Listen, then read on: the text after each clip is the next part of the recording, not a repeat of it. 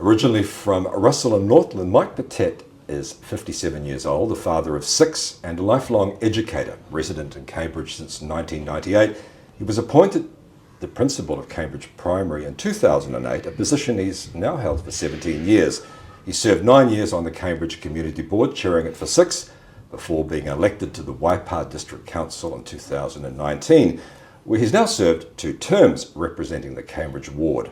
Now he wants to be mayor. I do, Andrew. And you put it all on the line, haven't you, Mike? Because if you don't get elected mayor, you're not going to be on council. No, if I'm not elected mayor, I will be the Cambridge Primary School principal.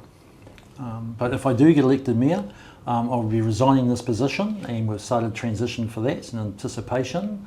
Better to be prepared, and it'll just be solely being a full-time mayor, yes. So if you're not elected mayor, how are you going to feel about giving away your council duties?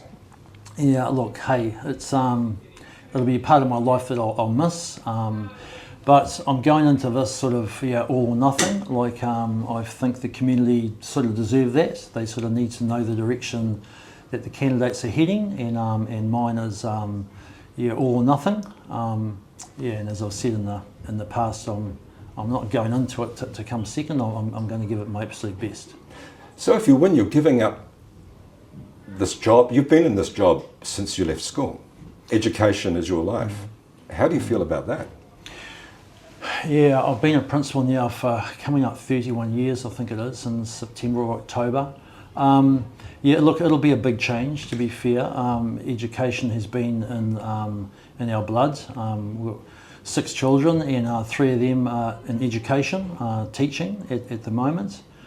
So yeah, it is a big part of our family, but you have to move on, and this is something that I aspire to. I've sort of built towards it slowly. I've missed no steps, a bit like my principalship. I went from 2 teacher schools through to we've got 50 or 60 staff here at the school, and I've never missed a step. And I guess that's the mayoralty thing too. I've come from the community board, grassroots, opportunity to lead that and really engage with the community when I was leading that, and then progress to the Waipā Council, and so I feel well versed in knowing about council, and ready to take on this challenge. Tell me a little bit about yourself, like as a person. What are your core values? What's important to you in your life, in your own life, and in the wider world? Yeah, so look, 6 children helps. Now they're not all, you're a blended family, I believe. Not blended, there's another word. So 4 children from Fiona, my first wife, who still lives in Cambridge, and we get on fine. We get on great actually. And then we've got 2 children Nick and I have had since the older 4 were living at home. So we were all living together for a number of years before they started filtering out into study really. So there's sort of 2.5 still at home. Yeah. Back to your core values. All right. So I guess with 6 kids, it's about a hand up, not a handout, and that's sort of how I've worked the family, and really largely how we've worked school here. That there to assist, there to help, but don't always have to lead, don't always have to do everything for someone. So I guess if I'm the mayor, that's the sort of attitude I'll be taking in terms of that sort of handout, not just relying on the ratepayer. I think that's in my world a thing of the past. It's just too difficult, and that system is a little bit broken. So it's, as a community, what do we want to achieve together? And we're in it together. It's not just the people paying rates, it's not just the councillors, it's we want to achieve stuff, we as better than I. So I guess that's one of my fundamental values. I guess the other thing is, through my principalship of 30 years, I've sort of built some successful teams around me, largely based on strong culture and strong relationships, and that's something that is really important to me.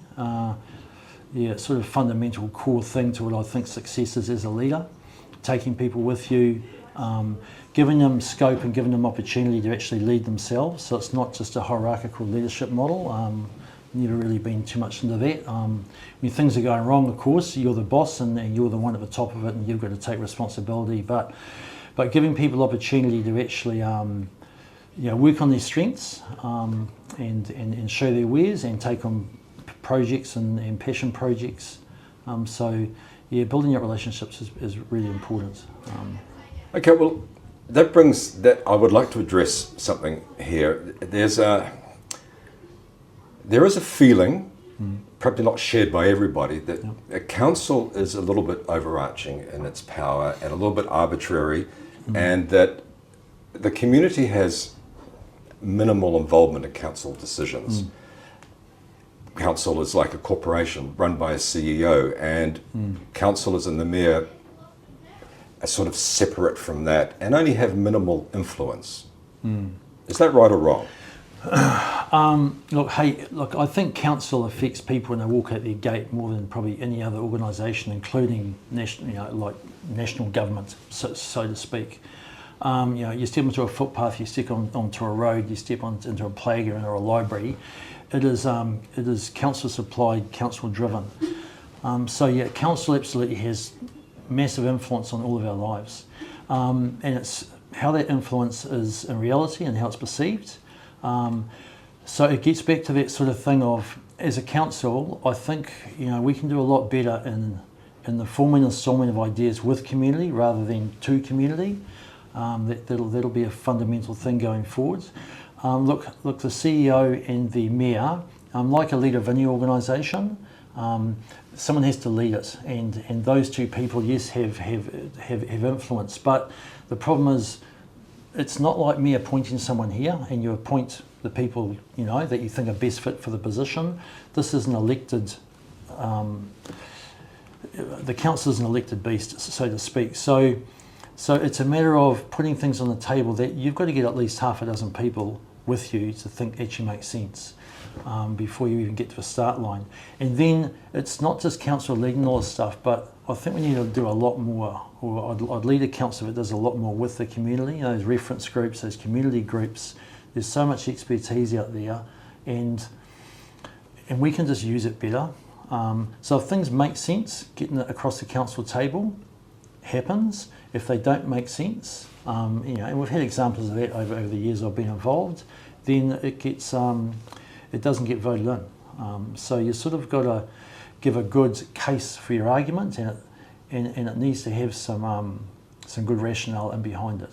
It's a bit like here, if people come to me with an idea, it's easy to say no or yes, but if they come to me with something ready and built up, and they've talked to all the people, and they've actually got something, a business case ready to go, it's very easy then to push enter, so to speak, because it makes sense. They've done the mahi, they've done the work, rather than just come with ideas. So I'm big with bring me problems, but I'd love it if you bring me a problem and give me some options for solutions. And that often involves people outside of council.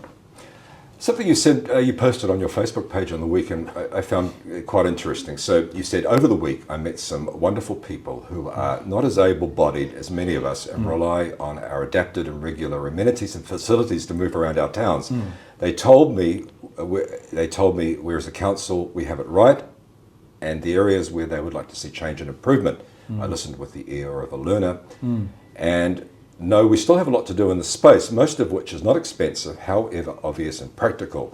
Now, this is a very important question.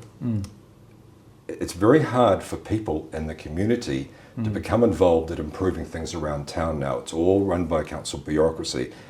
We have lots of people who are willing to do work for very low cost, without consultants and without all the fees that go with that, and yet completely unable to do that. For example, the Cambridge Museum, no ramp for wheelchairs. And it's something that could be done, rectified in half a day by a group of blokes from the men's shed.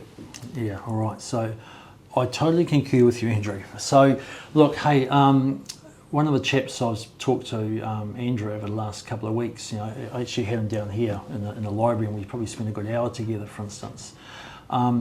And he just told us some of the simple things, and I've got this from some of the rest home staff as well. So, and from people over in Leamington, I went to a rest home there, for instance. And so simple things like trying to enter some footpaths where you've got like a gap like that. So me walking it is fine, but if you're on a mobility scooter or electric wheelchair, it's actually a real issue. So quick, easy, low cost to fix.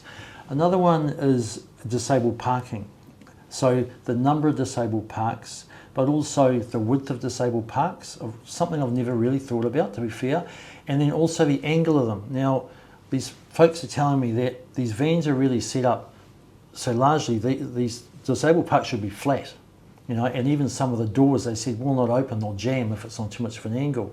So, and they said they're on angles like this or like this. They're not wide enough, so you actually can't egress out of a vehicle because the next car is too close. So again, I thought, well, these are not expensive fixes. You know, these should be in an annual plan or a long-term plan. So money set aside. We're not talking hundreds of thousands of dollars here. But it's listening to the people who are the users and not us as councillors or even staff who aren't actually in not that world, but don't have to experience that firsthand. So that first-hand experience we need to be listening to.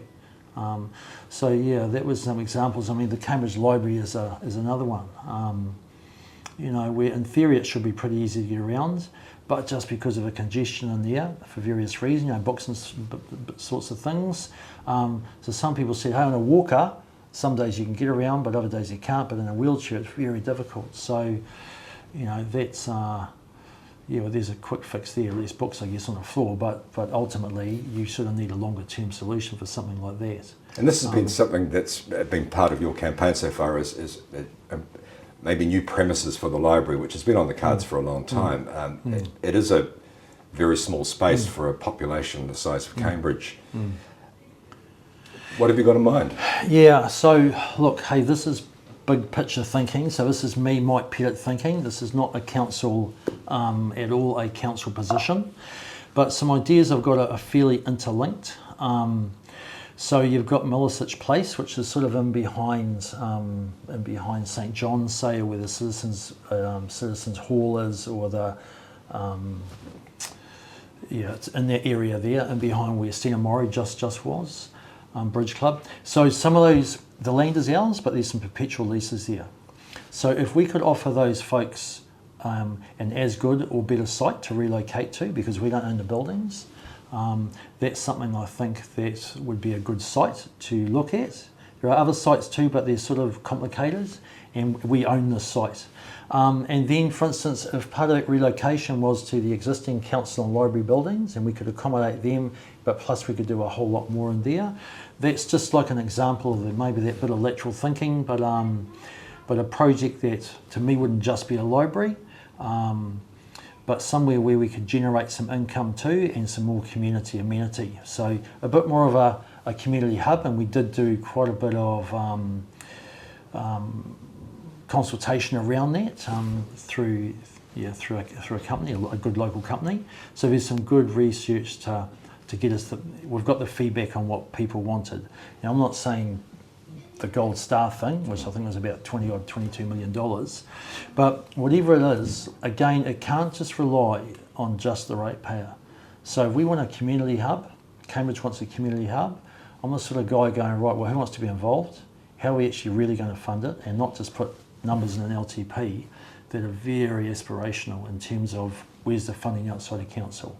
So yeah, so there's a lot of interlinked stuff where we can use existing assets. We want to build existing assets, but we're working in with the community for the good of everyone.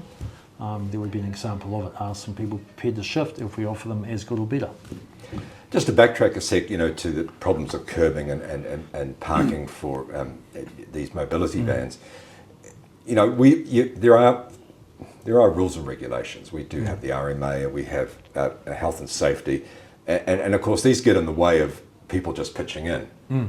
But there must be a balance there, because it seems to have all gone one way, and it's all become very bureaucratic, very top down, and very expensive.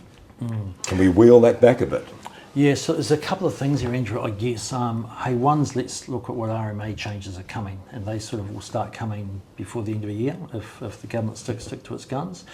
The other thing is there is some community projects that lead the way in this, you know. There's projects out there, whether they're walkway projects or cycling projects or community projects, where the council is working alongside, not really investing money, but investing expertise, support, that sort of thing. So this exists now. It's not something new. It's just when we look at bringing it into somewhere like a town, town proper, we get a little bit scared of it. So it's really around health and safety, but a lot of the people that want to help in businesses, they understand health and safety. Their businesses revolve around health and safety to be successful. So look, I think there's a lot more we can do there. There's a lot more people that are willing to engage with us and help the town, because a lot of these folks have grown up in this place. I came in here as a migrant, basically, immigrant, back in '98. But a lot of these folks have grown up here. They've gone to primary school, kindergarten, and they're vested in their town. They just want the opportunity to actually do it, to partner with their community and partner with council. And I just say, hey, like, whatever I can do, I'm totally for it, yeah. Okay, so you're talking about lessening the burden on ratepayers through various means. I've spent a few days searching the internet, finding out what councils in the US, the UK, the EU, Scandinavia and Australia, and in New Zealand are doing investments they make, businesses they deal in to reduce the rates burden. And it's quite astonishing what some councils are getting up to, and some fail, but some succeed splendidly. Yeah. Some concrete examples of what you want to do in that sphere. Yeah, so so some ideas, but there's obviously plenty, and I have not explored all of them. But there's some successful models in town, and if I take the town hall model, if I take Go Waipā as a model, they are council assets, they are council assets, but they've been put into effectively a trust to run. With people designated just to run those particular things, and they're set up with community committees, which don't cost us anything. Might cost us some biscuits, I don't know. And then they're able to access funding and money that council can't. We can't actually get grants really. It's harder for us. We're not an incorporated society as such. So that's one way of doing this. And something like a library, if it was a community hub, something bigger, I'd see as something that you'd explore to look at that. Other ways are co-investing. So council doesn't actually have to own everything. Let's say council want to build new accommodation for council. Now, I can only imagine it would be a tens of $1 million project. I would be thinking it's not going to be $10 million. Again, council doesn't have to own the assets, own the building. So it would be putting a business case together of actually, why have a depreciation on that? Maybe it is best to actually lease a building like that. It might end up being on council land, I don't know. But if not, again, it would free up an existing council asset on one side of a district or the other. So that there has to be a return for the investor, right? And that's business 101. The other thing, or the other couple of areas are the philanthropic thing. And that gets back to that comment I made a few minutes ago, so I won't go on too much about it. But there are people who have passions in certain areas for this community, and they've told me that they are willing, they are wanting to be involved, they want, and not to have their name in lights and all the rest of it, though, if that's part of it, hey, absolutely fine and well deserved. But they actually got a passion for the community, and they want to see us be better than we are. Yeah, so there's some examples. I mean, another one is, and I have talked to a business in town just leading up to this, but I won't say which, but they have synergy with us, like really good synergy. I take Far North Holdings. I've got a boat up north and I have to put it on a slip, and I pay Far North Holdings a lot of money to do that, and they're a subsidiary of Northern District Council. So that thing, I've been told, stand to be corrected, returns about $2 million to the Far North Council, stand to be corrected. But that philosophy of, so it's not run by council, it's run by experts, how to run a professional board, and then how to acquire and acquisition assets that actually going to make it decent money and put a return to council. So I've got some ideas around that too. I'm not going to announce them on this, but if I got mayor, I'd be straight back on the phone to some of these folks. So it's not just a matter of relying on traditional funds. Rates about 50%, and we definitely get some subsidies from the government and some other asset sales and those sorts of things. But there are many different ways of subsidising, particularly amenity projects in our town. And you sound like you've got some others. So hey, if I got in there, I'd just be wanting to put some sort of think tank together.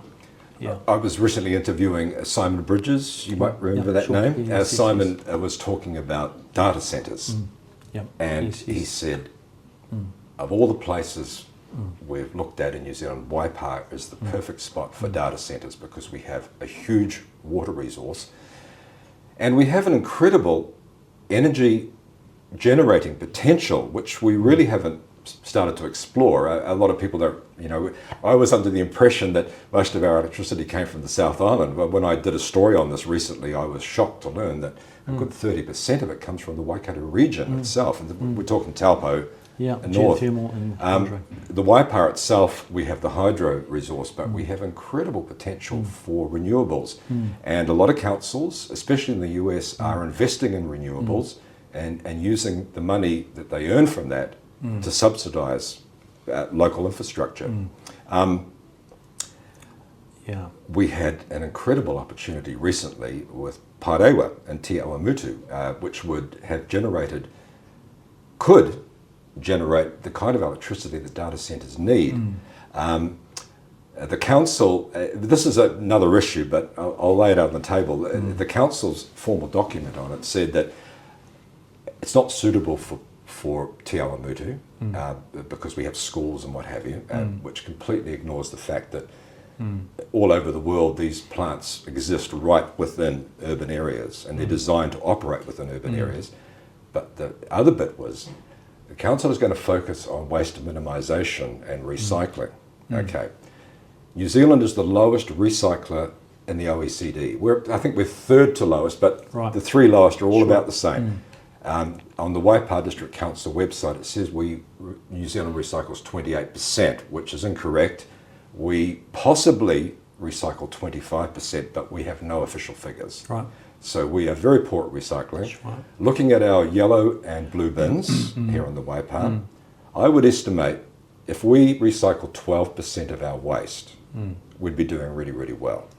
Okay, so here we go. We have, how is the council going to minimise waste and recycle? How is it going to lift it from 12% to 100%? You can't, it's impossible. The point that you all missed in that statement was that most of New Zealand's waste is in the non-recyclable category. No matter what you do, you can't do anything with it. You're either going to burn it and turn it into a new resource or landfill it. I was extremely disappointed in the council on that issue. So I'll start with your first point, and then I'll come back to that. So your first point was about data centre. So data centres need an enormous amount of power, as you've alluded to. So I'll just say I'm on board with that. And the power doesn't just have to come from hydro. So getting back to that opportunity that we have, that's the sort of line I've been talking with some people around, okay? Well, of course, sorry to interrupt, Mike, but we also have the growing potential of agrovoltaics, mixing farming and solar, which is becoming big business all over the world, and it works very well, especially with this changing climate. It's getting hotter, and you see cows and sheep out in the sun with no shelter. That's where agrovoltaics comes in, and we have a huge untapped potential there. So that's... I'm just going to say I hear you, okay? So I hear you and I totally concur, and I'll just say that there is business opportunities that are out there that we should be exploring, and I'll just leave that there, but I totally understand what you're saying and I totally agree with it. And of course, all this does speak to the future. I mean, Waipā's population is going to grow exponentially over the next decade, and we need industry, we need jobs. 100%. Now back to incineration plant type concept, which is really what you're talking about? Waste to energy. Waste to energy? It's very different to an incinerator. All right. Waste to energy. Waipā Council did oppose it, has opposed it. And look, one of the fundamentals, and that for me, of opposing it is this thing's looking at being right next door to a Fonterra factory, which is New Zealand Inc. like all over. Like the payout's over $10 without Fonterra and other companies like that, Tatu or whatever, going well, but particularly Fonterra, because this is what we're talking about. I just see risk, national risk. That's one of the fundamentals. I'm against it. If this thing was positioned out on some peninsula, you know, with the wind heading west. Do you know what comes out of a waste to energy smokestack? Well, it depends. It depends what sort of there's research on both sides. You know, it depends. Actually, no. The council has unfortunately been using a lot of disinformation in its messaging. All right. Well, that's CO2, water, yeah, and nitrous oxide is what comes out the smokestack. And Right. the latest technology, yeah, the very new plants, even the nitrous oxide is removed. So they actually would be producing less atmospheric emissions than the Fonterra plant. right. Everywhere you go in Europe, you'll find a waste-to-energy plant working very close with food production and food manufacturing. Right. They supply them with electricity Yeah. and hot water and Yeah. steam. Yeah. So that really doesn't hold up. Yeah. All right. That's fine. That's the position I'm taking. So we'll just agree to disagree. Yeah. New Zealand Inc. Any risk to it with Fonterra? I see not just a risk to Waipā and Te Awamutu and that sort of thing. That's so yeah. I'll still go back to there has to be research on both sides, because otherwise, why would we get so many submissions? And maybe it's information that's not correct, but the information I've seen. If you have taken notice of Don't Burn Waipā, that huge quantity of submissions was basically a rubber stamping exercise. They made no bones about we're going to fill out all the forms for you, all you have to do is sign it. Yeah. Which asks us this question, how valid were those submissions? But the perspective you're saying goes against all the international evidence, and there's 3,500 plants working internationally now, and over 500 in the EU, and you're saying there's information on both sides. There's actually not. The information that you're quoting that suggests that these plants are toxic, it does not exist. Well, those are words you use. I didn't say they are toxic.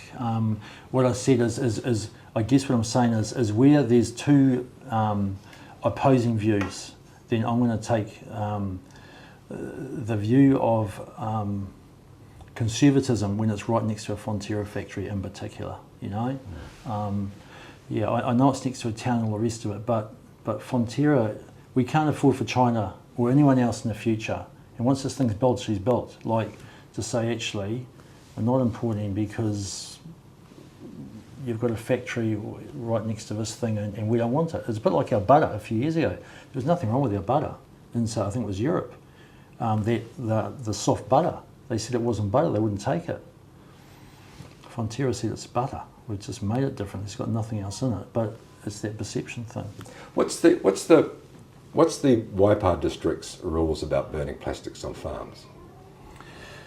I don't think you can burn plastic on farms. You can't, but it happens all the time. Yeah. If you live out in the country, as I do, you can smell it.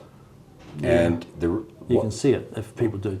Why is the reason we're not allowed to burn plastics on farms? Oh, toxic for the environment. Specifically? Well, I guess it's a regulation. We're not allowed to. But burning plastics produces dioxin. Right. And dioxin gets into the grass, Right. and it gets into the butter and the cheese, and gets to Japan. They test it, it gets sent back. So that's why we have that rule. Yeah. And again, this is part of the rules. Yet farmers, as I am a former farmer, farmers don't know that. There's no messaging. Yeah. There's no promotion of why we can't do this and why we shouldn't do this, and here's better ways. And this comes down, for me, I find that the Waipā District is very, very poor at messaging. Right. Social media posts take us to long, convoluted piles of information. and nobody's Yeah. going to read all that. So it's all very poorly done, in my opinion. All right, that's fine. Any more questions though? Yeah, well, what I'm saying is you're talking about protecting Fonterra, yet here on Yeah. our own doorstep, we've got a chance to mitigate a problem, but we're not doing anything about it. We're kind of pretending it's not there. Yeah. Hey, the problem is there, and the recycle thing. Yeah, I'm not surprised that the data shows 25%. Doesn't surprise me at all. And I know we have contamination issues with our existing recycling. Though people are getting a lot better because there's a little bit of enforcement. Education's always a good thing. Neighbours start talking to neighbours, and you start feeling guilty. So it has definitely made an impact. But Yeah. it's still just a drop in a bucket. 3 types of plastic, cardboard, paper and tin, Yeah, aluminium. yeah, and I agree with that. And you stand to correct me, but I'm sure when I go down to Timaru, they can recycle more types of plastic, say for instance down there when I go to my parent-in-law's, than we do up here. I'd stand corrected on that, but yeah, we've gone from being able to recycle quite a few plastics down to milk bottles and ice cream containers and meat packaging. Yeah. So where we stand at the moment, we just really don't have a clue in the Waipā, do we? Look, it's not something I'm, Andrew, totally over, to be fair, so I'm not going to try and, give you information that I haven't got. So, Well, let's move on to a couple of, let's move on to some of the bigger issues, a third bridge. yep, third bridge. Do you want a third bridge? Third bridge is inevitable.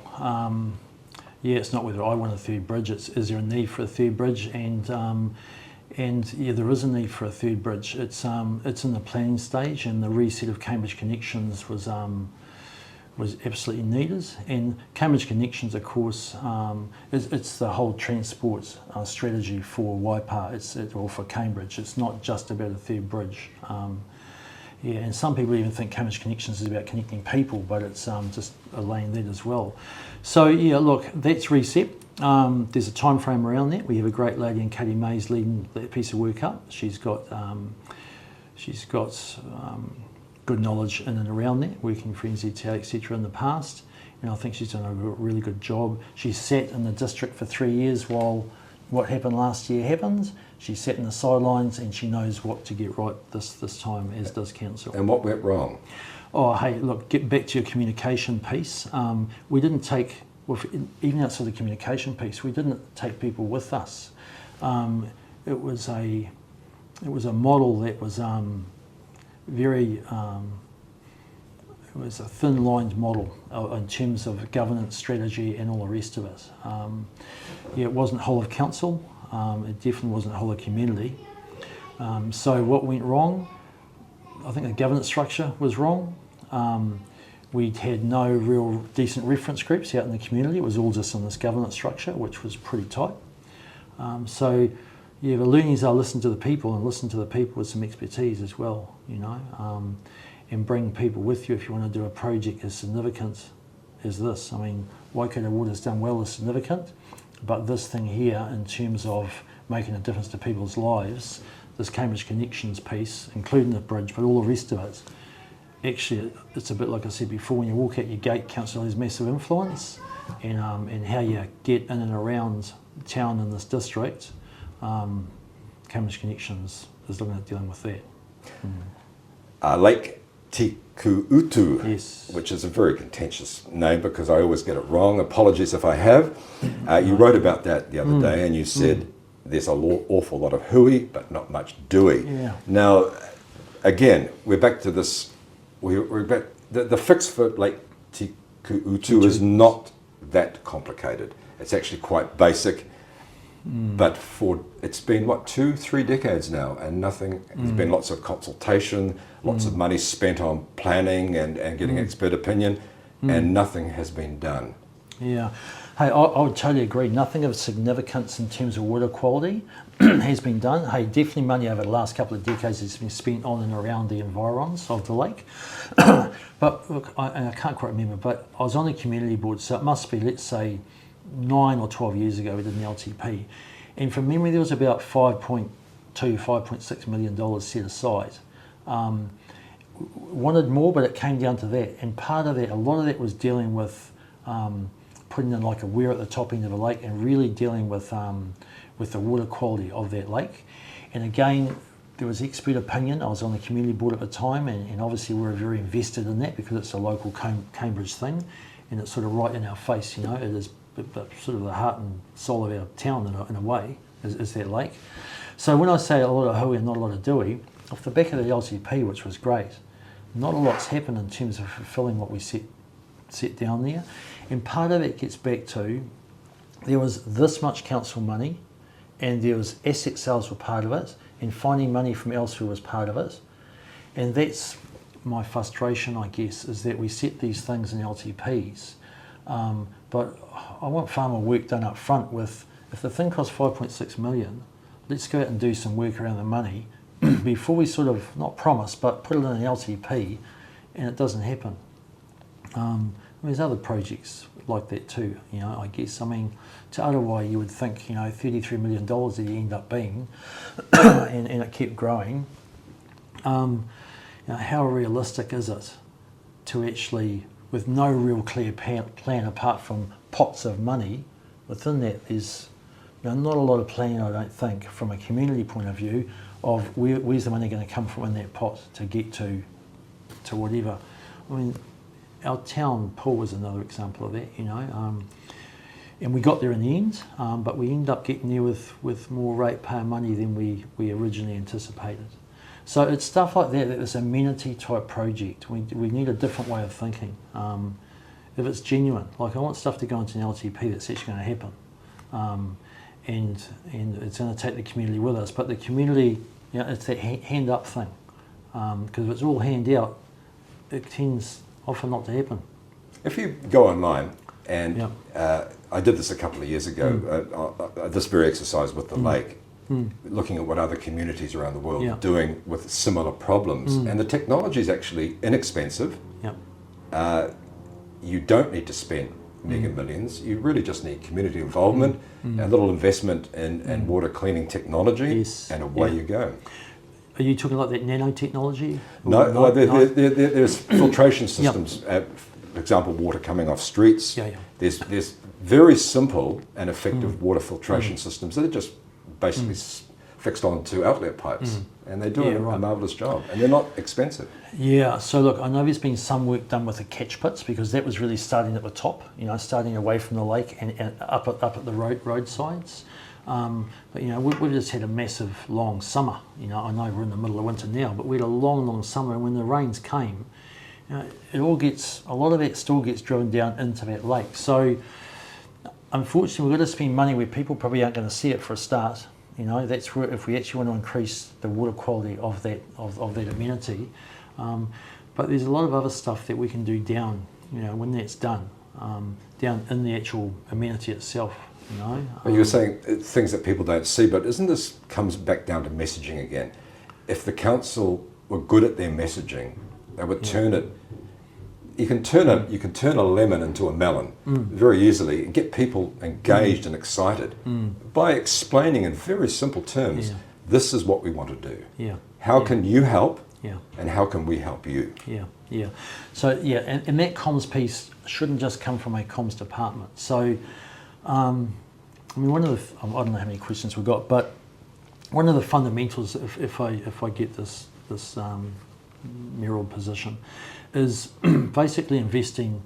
You're not appointing staff, as I mentioned before. You get a group of councillors with all varying degrees of skills and abilities and knowledge.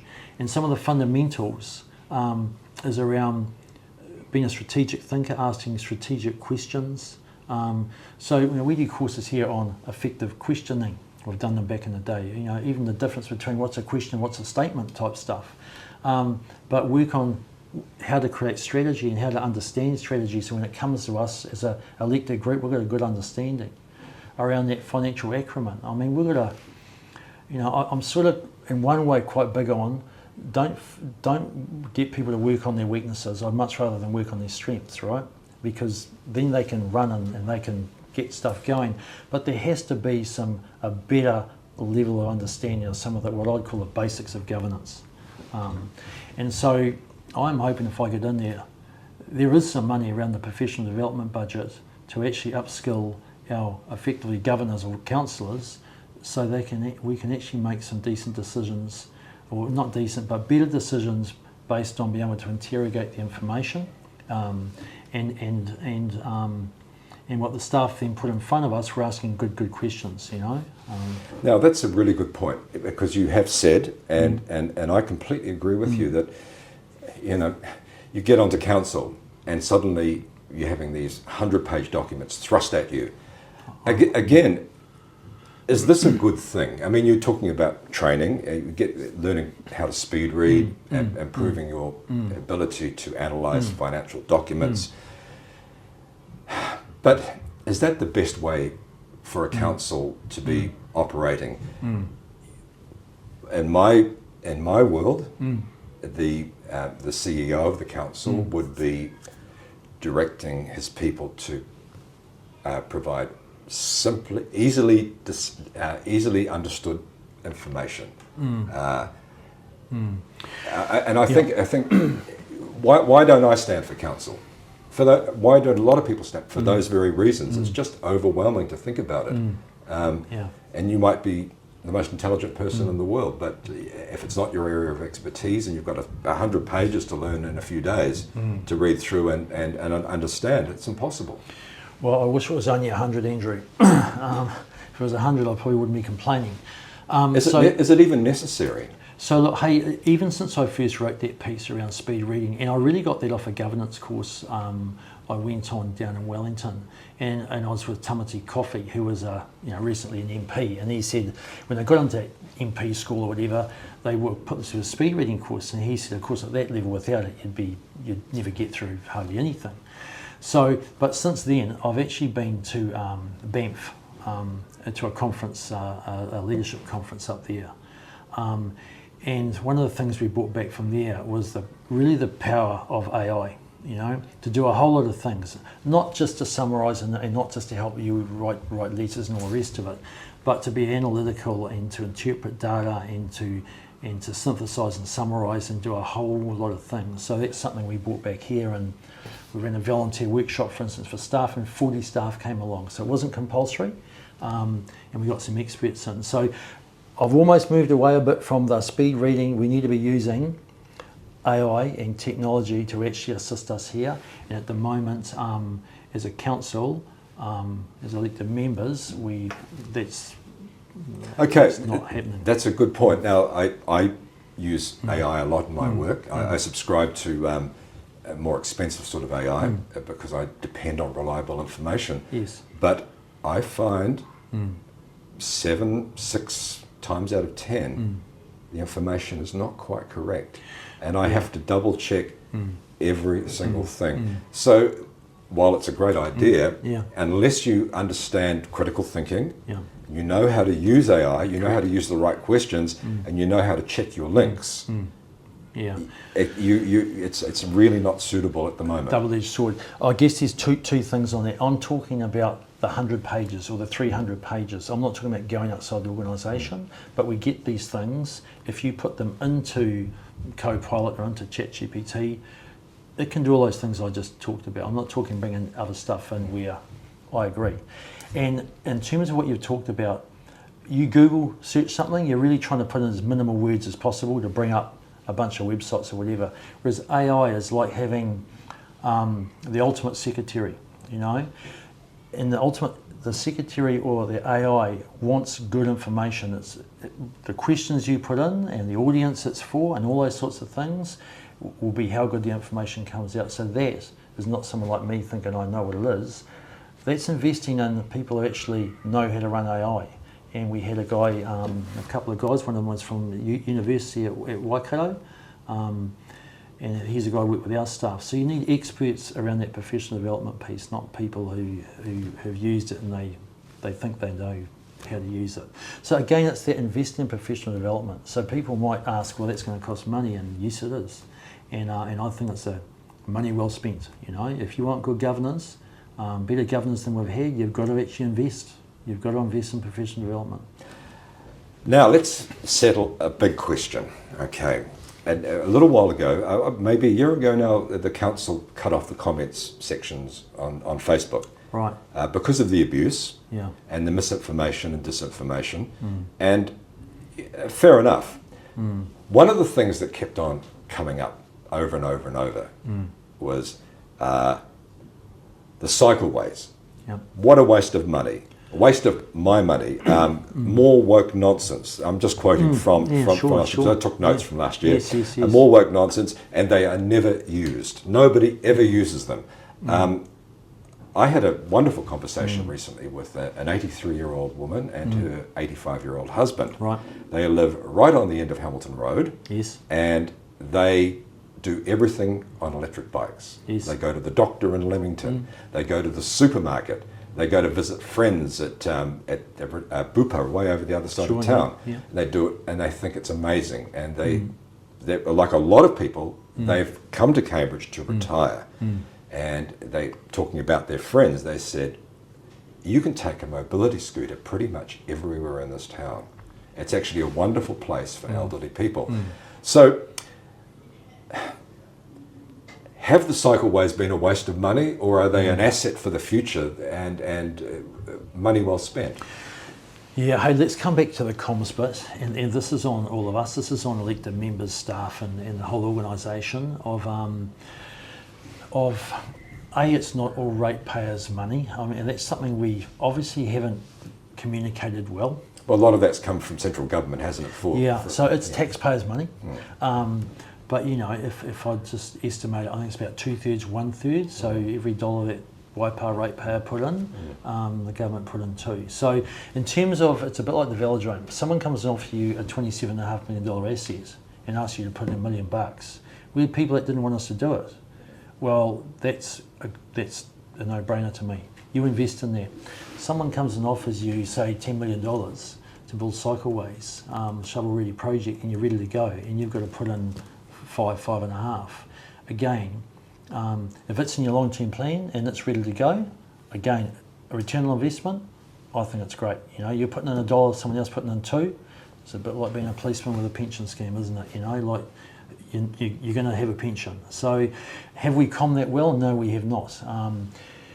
So the actual the cycleways themselves, I've got no issue with. I think we've done a really good job there, and I know no everyone's going to agree, and that's democracy. In terms of how we combed it, we didn't do well.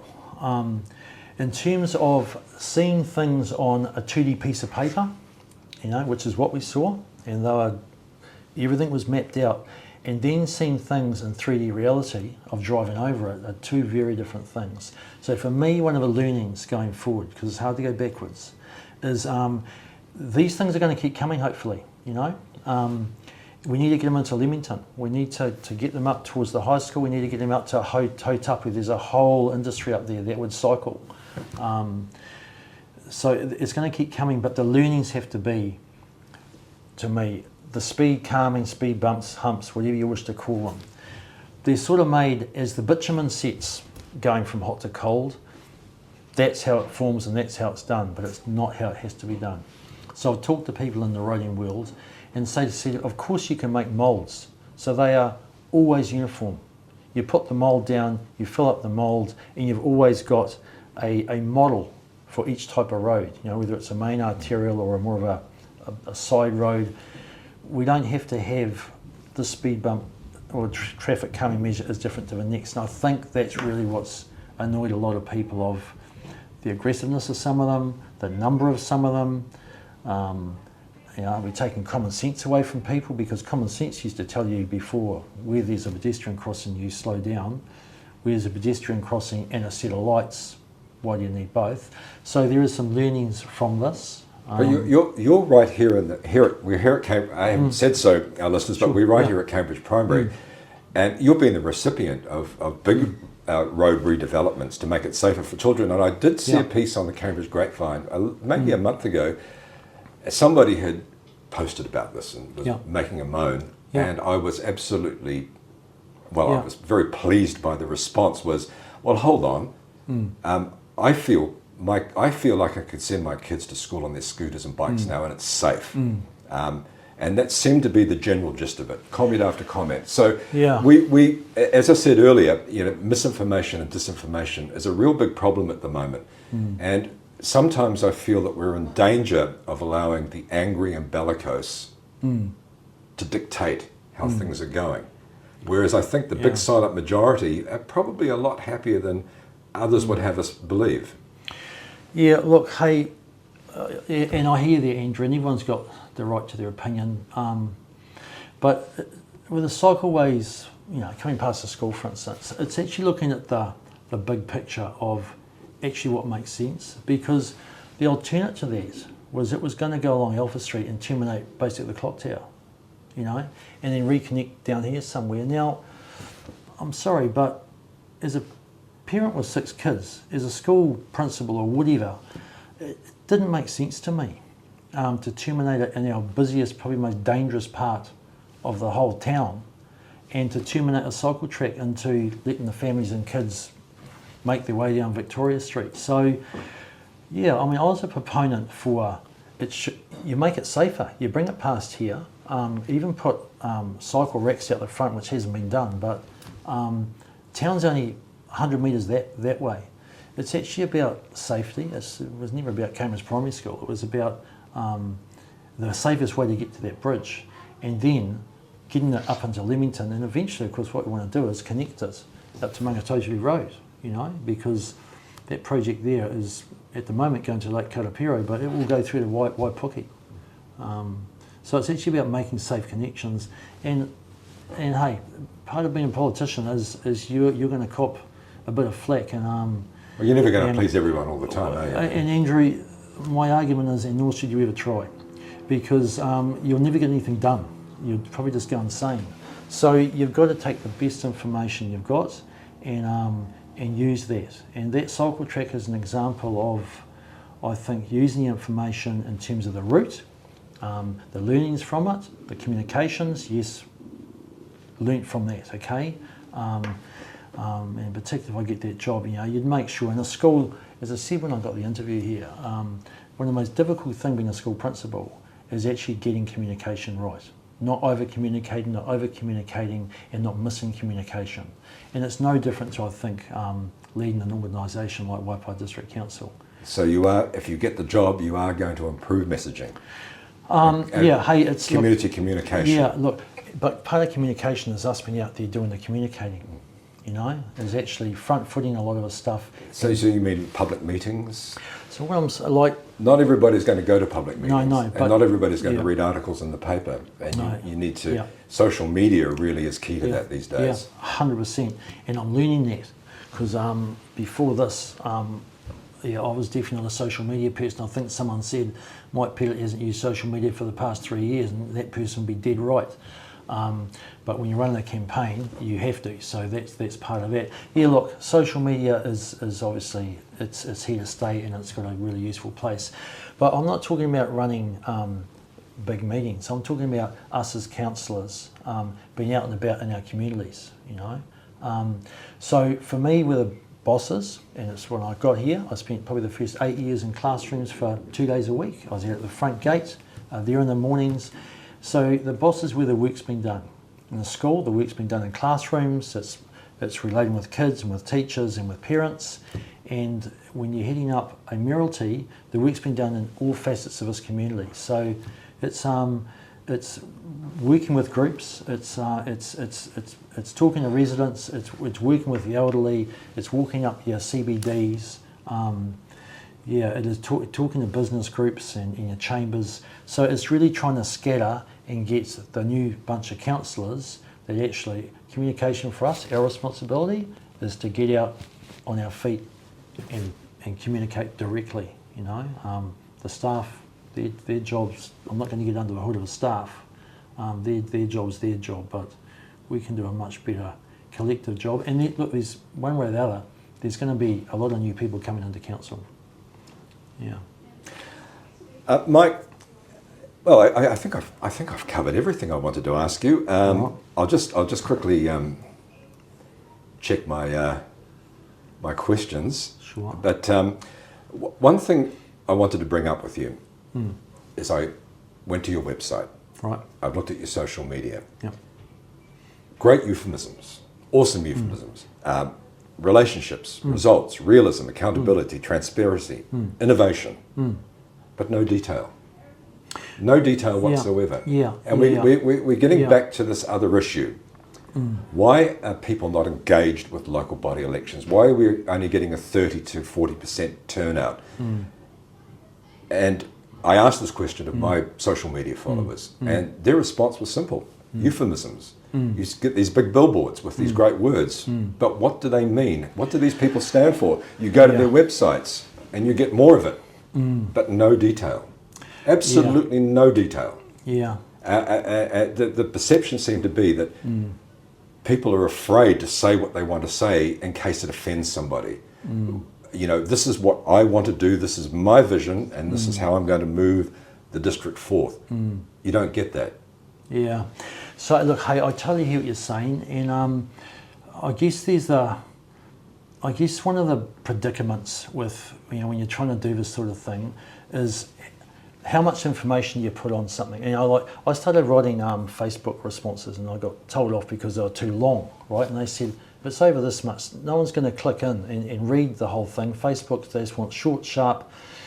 And so I guess it's how much information do you put on something before people actually turn off, before they get down to what does relationships mean by Mike Pettit, you know, before you get to realism or anything else. So I hear what you say. I haven't got an answer for it, because what I've been told is if my website was 40 pages long to explain all that, no one's going to look at it, you know. You only need a paragraph. That's the art of writing. Writing a big long screed, and then winnowing it down to essential points. Yeah, and some of those things in there, I have got a summary of what I'm talking about. If you go through the web page. So, look, yeah, I hear what you're saying. I mean, maybe I'm a bit old school in that I do enjoy getting out and talking to people, you know, and getting the questions firsthand. You know, I was out there somewhere today, you know, and it's actually, then you've got to front the questions. You've actually got to give what you really believe, and you can say it in a way that comes from here, and you can put it in as many words as makes sense, rather than just reading it on a piece of paper or a website or whatever. But what it does do is gives you an overview for anyone standing. It gives you an overview of what these people are about. You'll get a feel. You know, and look, Waipā's small. A lot of people standing, people will know people, you know, and they'll know what people have done and what people haven't, and what they aspire to. So, yeah, we're not Hamilton, we're not Auckland. But that's still not reaching out to those young people who are not voting. In many ways, we're letting an older demographic shape the future, and that's not always the best way, because as we get older, we tend to get stuck in our ways, and we start looking backwards through rosy lenses, and I feel that sometimes this is holding us back as a nation. So, yeah, this is where I normally go. So, what's your answer to that? But I won't do that to you. But so I mean, one of the things on that then, I mean, and there's talk about this teaching civics in schools thing. I mean, we've had au pairs back in the day, and some of them are from America, and we met their parents. They came out, and civics is taught in a place like that. You go to Europe, their understanding of their history and their political system is unbelievable, so in depth, right through from being young, right through to being older. But that's because there is actually a direction, and there's influence from the government, and they see purpose in why we need to know this. That's not in New Zealand. So we sometimes take it's debatable, but we are considered to be the world's first fully formed democracy, and we've had this wonderful history of centrist democracy. But we do tend to take it for granted a little bit. 100%. Yeah, 100%. Oh, that's right. I mean, you wonder what Kate Shepherd would sort of think, you know, in terms of what she tried to aspire to how apathetic we are, particularly around local politics, you know, local government. And I'll maintain, local stuff affects us more as residents, I believe, in lots more ways than national government does, you know. So we should be taking an interest. But, you know, if council went and invested a whole lot in that, I think we get wrapped over the knuckles. It needs to be a national uniformed approach. But saying that, when I was on the community board, I went to a couple of conferences, and I'd always go and listen to youth councils, and the youth councils were amazing. So it's something I've put in there and put hardly any words around, right? But the thinking's here because I've seen it. They don't want the money, and they definitely don't want people my age involved. Just you give us the place, we'll bring the people, and then we'll bring the projects forward. And that's that sort of grassroots, volunteerism that's that leading from behind stuff. So council doesn't have to lead from the front, the mayor doesn't always have to lead from the front, but that group, it's been talked about for a long time, and really you haven't got anything going. And I guess that's part of being part of an organisation to leading an organisation. And I've led a few, so it's... Your support of Maori business, yep, and Maori wards, yes, is very brave in this current climate. Yep. Now, what I want to say about that is we do hear an awful lot of negativity about Maori sovereignty and Maori wards. But polls have shown, statistically, yeah, most New Zealanders, and we're talking the younger demographic, the under 40s, are almost 100% on board with that. It's the older demographic that are against this. So that's a very brave stance, considering we are an elderly town. Well, hey, to me it's look, if I couple of things. If I win this mayoralty, there's nothing I'm not going to put on the table or respond to on a Facebook post or whatever that I don't believe in. So if I win this thing, there should be no surprises if Mike Pettit gets in there. He's going off on this tangent when he hasn't brought it up. So I am what I am in terms of that. In terms of that we got 365 pieces of feedback when we went out for submissions around Māori wards. 73% of people voted, of that, said, yes, we want them. So, 37%, I don't know if they didn't vote, said no, but whatever, 73% said yes. Now, in our world, 73% and 365 pieces of feedback is actually quite significant. So that tells me, regardless, the majority of the community, I really do think are behind this. And my answer to people who don't want it is, come and sit around the table. And I'm not going to talk to the individual who has the position. I'm going to talk about the role of the Māori Ward Councillor, and bringing a view that unless it's there and people are prepared to share it, isn't around a council table. So yes, it says a right and people have their opinions, but all I can see is positiveness in the 6 years I've sat around there, and the last 3 with the Māori Ward Councillor.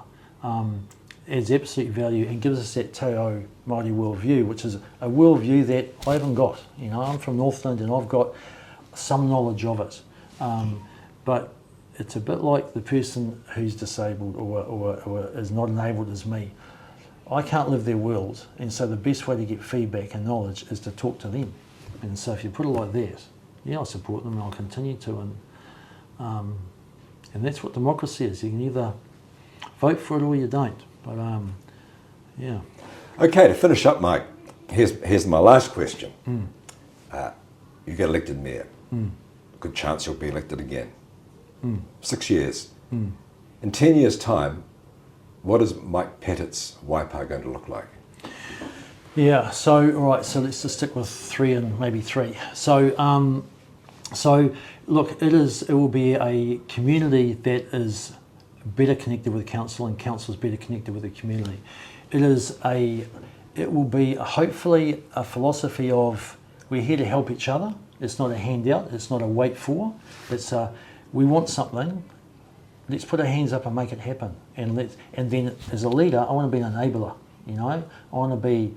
And I don't want to steal Chris Bishop's thing of saying yes to things, but I want far more yeses than nos. And if people can come on the journey and we can come on the journey with them, that's what I'd like. I'd like them to say in 6 or whatever years' time, 9 years' time, that the council actually listened to us, they partnered with us, and we've done some pretty cool stuff. Now, it doesn't mean it has to be big, expensive stuff. There's a lot of small projects out there, and I brought one up to the staff member the other day. I said, if I want to put a cycle track along this road, right, and I organise it and we work with you folks, not asking for any money, can we do it? And the initial answer is yes, you can. You know, and that's what I want to hear. So yeah, let's be a yes council. Let's be a yes district. Let's be a hands up and not a handouts. So that's the sort of leadership. So yeah, it'll be a little bit different, but yeah. But I've worked hard to get to where I am, and you don't succeed, you don't get stuff in life by sitting on your backside.